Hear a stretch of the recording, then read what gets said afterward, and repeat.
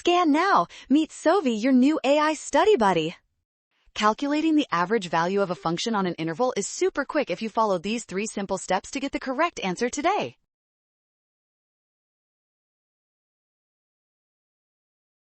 The average value of a function on an interval is the integral of the function divided by the interval length. Here, the interval is from -2 to 6, so 8.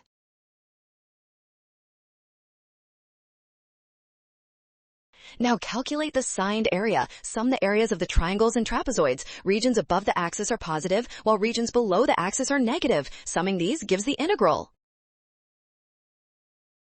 Finally, divide the total integral by the interval length of 8. This gives us the average value of the function over the specified interval. You got this, let's go! Clear win! Scan the code, you can learn better with Sovi. Don't ignore the sign or miscount width. Always use signed area and divide by length.